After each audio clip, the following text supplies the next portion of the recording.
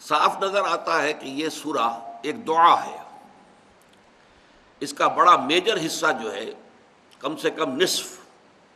وہ ایک دعا پر مشتمل ہے. اہدنا الصراط المستقیم صراط الذین انعمت علیہم غیر المغضوب علیہم ولا الضالین. اور اس کا تعلق ہے چوتھی آیت کے نصف آخر سے، ایاک نستعین، اے رب ہم تجھی سے مدد مانگتے ہیں اور مانگتے رہیں گے.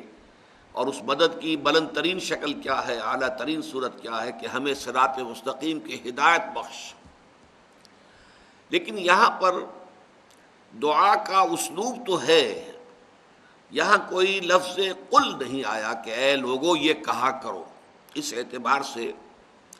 قرآن کے اول و آخر میں ذرا ایک بڑا لطیف سا فرق اور تفاوت ہے. پہلی صورت یہ ہے،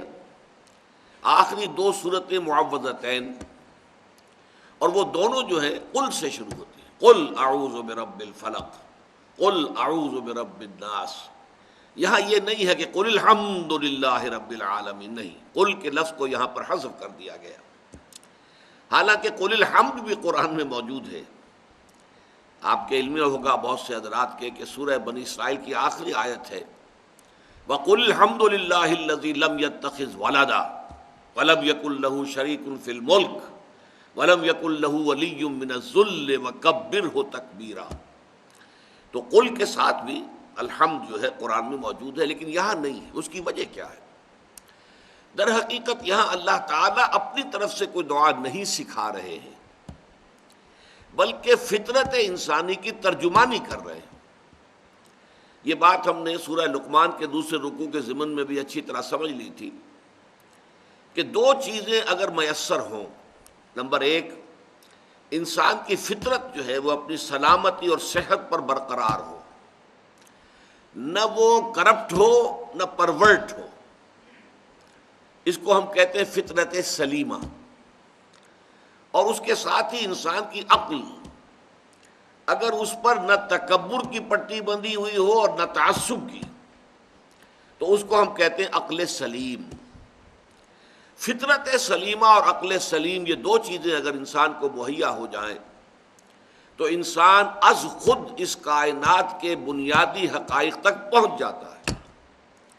اسے کسی وحی، کسی نبی، کسی رسول کی ضرورت نہیں. محض اپنی فطرت سلیمہ کی رہنمائی میں اور عقل سلیم کے سفر کے نتیجے میں وہ اس حقیقت کو پا لیتا ہے کہ اس کائنات کا ایک خالق ہے، مالک ہے، رب ہے، پروردگار ہے، پالنہار ہے. وہ تمام جو بھی اچھی سے اچھی چیزیں ہو سکتی ہیں، تمام جو بھی محاسن اور کمالات ہو سکتے ہیں، ان سب سے متصف ہے. اس کی صفات کمال جو ہے، اور وہ ہر عیب سے پاک ہے، ہر نقص سے، ہر کوتاہی سے، ہر ضعف سے، ہر احتیاج سے. نمبر دو یہ کہ انسان کے اعمال جو ہے نیکی اور بدی، یہ بیکار جانے والی چیزیں نہیں ہیں، یہ اکاؤنٹ فار ہو کر رہیں گی، نتیجہ نکلے گا. گندم از گندم برویت جو سے جو، گندم سے گندم اگتی ہے، جو سے جو پیدا ہوتا ہے. اب اگر ایسا دنیا میں نہیں ہو رہا ہے، ہم دیکھتے ہیں کہ نیکوکاروں کے لیے یہاں مصیبتیں ہیں، فقر و فاقہ ہے، تکالیف ہے، اور بدکار، بدماش، شریر، غنڈے، حرام خور یہاں پر عیش کر رہے ہیں، اور اکثر و بیشتر اقتدار اور اختیار معاشرے میں انہی کے ہاتھ میں ہوتا ہے. تو اگر یہاں پر الٹی گنگا بہتی نظر آ رہی ہے تو اس کا مطلب ہے ایک اور عالم ہونا چاہیے کہ جس میں یہ گندم از گندم برویت جو سے جو والا معاملہ ہو جائے، حق بحقدار رسید. نیکوکاروں کو ان کو نیکی کا پورا بھرپور صلہ اور بدلہ مل جائے، بدکاروں کو اور شریروں کو ان کی شرارتوں اور بدکاریوں کی پوری پوری سزا مل جائے. یہ ہیں دو بنیادی حقائق جن تک کہ انسان از خود پہنچ جاتا ہے. البتہ اس کے بعد انسان کو سمجھ میں آ جاتی ہے بات کہ وہی جو ہستی ہے پیدا کرنے والی اور پالنہار، وہی اس کی مستحق ہے کہ بندہ اس کے سامنے عاجزی کرے، اظہار تذلل کرے، سر جھکائے، رکوع کرے، اس سے دعائیں کرے، اس سے محبت کرے، اس سے لو لگائے، اسے اپنا محبوب حقیقی، مقصود اصلی بنائے، اس کے لیے اپنا تن من دھن لگانے کے لیے تیار ہو جائے.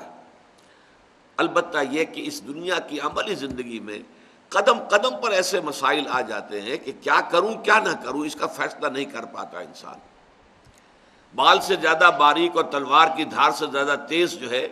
وہ انسان اس دنیا میں محسوس کرتا ہے کہ ہر قدم پر یہ دو راہا آ گیا، اب میں کیا کروں۔ اس کی عقل قاصر ہے، اس تفصیلی ہدایت کے لیے وہ محتاج ہے اللہ کا، اللہ بتائے اسے کہ وہ کیا کرے کیا نہ کرے۔ انفرادی سطح پر تو پھر بھی اس کے اندر اللہ تعالیٰ نے نیکی اور بدی کی جو پہچان ودیت کر دی ہے، تو انفرادی اپنے رویے میں تو انسان پھر بھی اپنی فطرت کی رہنمائی میں سفر کر سکتا ہے۔ اجتماعی معاملات میں آ کر اس کے سوا کوئی چارہ کار نہیں ہے کہ گھٹنے ٹیک کر، اور یہ میں آپ کے اس لیے الفاظ استعمال کر رہا ہوں، آپ کو معلوم ہے کہ عیسائیوں کی عبادت جو ہے وہ گھٹنے ٹیک کر ہوتی ہے، وہ سجدہ وغیرہ اس میں نہیں ہے، لیکن دے نیل ڈاؤن، ان کے جو گھٹنے ہیں زمین پر لگ جاتے ہیں۔ تو گھٹنا ٹیکنا ہمارے ہاں بھی ہے، گھٹنے ٹیک کر اللہ تعالیٰ سے یہ دعا کی جائے کہ پروردگار تو ہی ہدایت عطا فرما۔ وہ لمیٹیشن میں پہلے بیان کر چکا ہوں۔ عورت جو ہے محض عورت ہونے کے ناطے سوچ سکتی ہے، غور کر سکتی ہے، اس کے احساسات ایک عورت کے احساسات ہیں، مرد کے احساسات کا اسے کوئی اندازہ نہیں ہو سکتا۔ وہ اگر سوچے گی تو ایسا نظام بنائے گی جس میں عورت کے حقوق پوری طرح محفوظ ہو جائیں، مرد کا بیڑا غرق ہوتا ہے تو ہوتا رہے۔ مرد اگر سوچتا ہے تو ظاہر بات ہے بحیثیت مرد سوچتا ہے، اس کے احساسات جو ہے وہ صرف بحیثیت مرد ہیں، وہ اپنے مسائل کو جانتا ہے،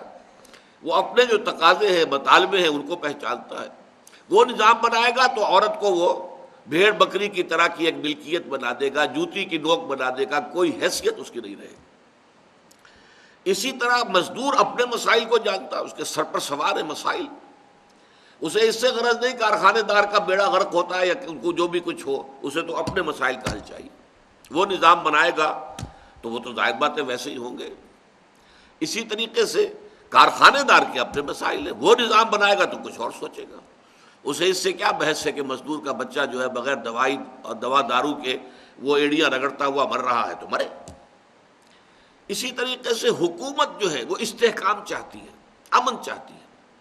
چاہے وہ امن جو ہے وہ جیل کے اندر، جیل خانے کے اندر کے امن کے مترادف ہو، کسی کو کوئی بولنے کا حق نہ ہو، کوئی چو نہ کرے، بس کام کرتے رہیں، حکومت کا ڈنڈا جو ہے وہ مضبوط ہو، وہ چلتا رہے، ٹوٹلیٹیرین ایک نظام ہو جائے۔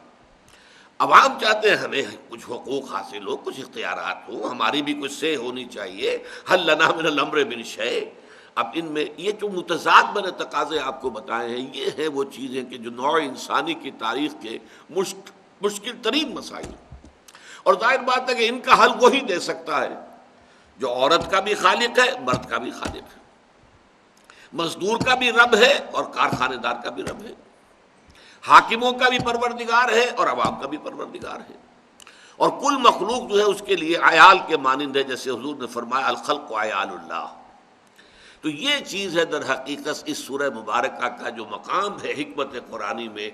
کہ پہلی 4 آیات میں تو وہ بات آئی ہے کہ جس میں عقل سلیم اور فطرت سلیمہ انسان کی رہنمائی کر کے خود وہاں تک پہنچا دیتی ہے، اور آخری 3 آیات میں پھر ہاتھ جوڑ کر گھٹنے ٹیک کر استدعا ہے، دعا ہے کہ پروردگار یہ قدم قدم پر جو دو راہیں آ جاتے ہیں، تراہے آ جاتے ہیں، چوراہے آ جاتے ہیں، ہم کہیں غلط رخ پر نہ مڑ جائیں، غلط راستے پر نہ چل پڑیں، اے پروردگار ہماری رہنمائی فرما اور ہمیں ہدایت عطا فرما۔ اس اعتبار سے یہ دعا ہے، لیکن اس کا اسلوب جو ہے شروع سے وہ قل کے ساتھ نہیں ہوا، بلکہ جیسے کہ فطرت انسانی جو ہے اس کی تعبیر اور اسی کی نمائندگی کی جا رہی ہے۔ یہ جان لیجئے کہ اس قسم کے لوگ دنیا میں ہمیشہ رہے ہیں، بدترین معاشروں میں بھی رہے، کہ جنہوں نے اپنے معاشرے میں جو بھی خیالات ہوتے تھے، نظریات ہوتے تھے، عقائد ہوتے تھے، ان کو صرف اس دلیل پر قبول کرنے سے انکار کر دیا کہ چونکہ سب لوگ مان رہے ہیں تو ہم بھی مانیں، نہیں۔ انہوں نے سوچا، غور کیا اپنی عقل سلیم کی رہنمائی میں، اور انہوں نے اپنے معاشرے کے اندر جو بھی خیالات رائج تھے انہیں رد کر دیا اور تلاش حق کے اندر نکل کھڑے ہوئے۔ دیکھیے ہم جو پڑھ چکے ہیں، تیسرا سبق ہمارا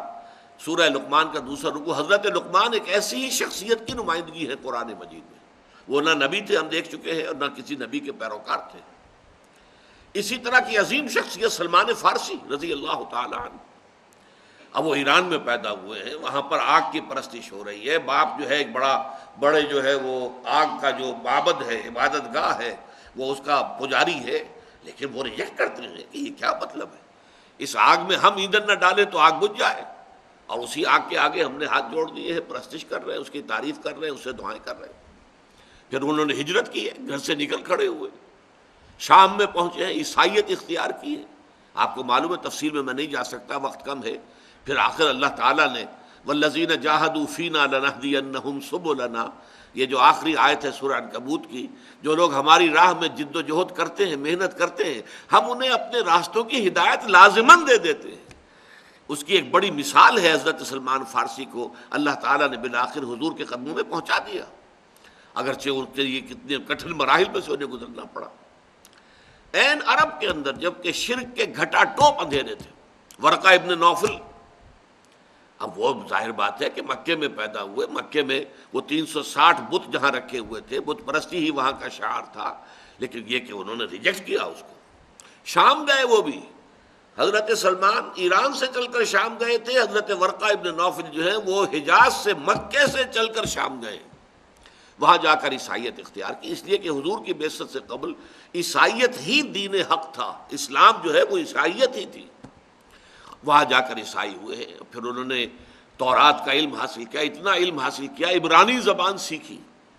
کانا یکتب التوراۃ فی العبرانیہ، یہ ان کی شان میں الفاظ آتے ہیں کہ وہ عبرانی زبان میں تورات لکھا کرتے تھے، عبرانی زبان کے اتنے بڑے عالم تھے، اور انہوں نے حضور کی تصدیق کی تھی، اگرچہ چونکہ ابھی حضور کی رسالت کا آغاز نہیں ہوا تھا، ابھی پہلی وحی آئی تھی جس سے نبوت کا ظہور ہوا، لیکن وہ جو وحی آئی ہے سورہ مدثر کی آیات کی، یا ایھا المدثر قم فانذر وربک فکبر، رسالت کا آغاز اس سے ہوا ہے، ابھی وہ آیاتیں نازل نہیں ہوئی تھی، یہی وجہ ہے کہ انہیں صحابہ میں شمار نہیں کیا گیا، اس لیے کہ ابھی ایمان لانے کی دعوت ہی نہیں تھی، اگرچہ انہوں نے تصدیق کی ہے، لیکن اس سے پہلے کہ حضور پر سورہ مدثر کی آیات نازل ہوتی ان کا انتقال ہو گیا۔ اسی طرح کی ایک شخصیت حضرت زید ابن عمرو ابن نفیل تھے، ان کا معاملہ کیا تھا، اور یہ حضرت سعید کے والد ہیں، حضرت سعید ابن زید جو عشرہ مبشرہ میں سے ہیں، حضرت عمر کے بہنوئی، یہ پہلے ایمان لائے ہیں، اور ان کی اہلیہ حضرت فاطمہ بنت خطاب حضرت عمر فاروق کی ہمشیرہ، یہ دونوں میاں بیوی پہلے ایمان لائے ہیں، اور یہی ذریعہ بنے ہیں، راستہ بنے ہیں حضرت عمر کے ایمان کا۔ وہ تفصیلی واقعہ آپ کے ذہن میں ہوگا، میرے پاس وقت نہیں ہے کہ میں اسے بیان کروں۔ یہ انہی زید کے بیٹے ہیں، سعید ابن زید۔ ان کا حال کیا تھا کہ مکے میں وہ رہتے تھے، صاف تمام بت پرستی سے تائب ہو کر ان میں کچھ نہیں ہے، یہ کیا ہم بتوں کو پوجتے ہیں، اپنے ہاتھوں سے تراشے اور پوجنا شروع کر دیا۔ پھر وہ کعبے کے پردے پکڑ پکڑ کر دعا کیا کرتے ہیں، اللہ میں صرف تیری بندگی کرنا چاہتا ہوں، نہیں جانتا کیسے کروں۔ یہ ان کی کیفیت تھی، اسی حال میں ان کا انتقال ہوا ہے۔ یہی تو وجہ ہے وہ موحد کامل زید، ان کا بیٹا جو ہے سعید ابن زید، وہ عشرہ مبشرہ میں شامل ہے، اور اسی کے ذریعے سے ایمان جو ہے اس کی دولت حضرت عمر خطاب رضی اللہ تعالی عنہ تک پہنچی۔ تو یہ ہے اصل میں اس سورہ فاتحہ کا مقام قرآن مجید میں فلسفہ اور حکمت کے اعتبار سے۔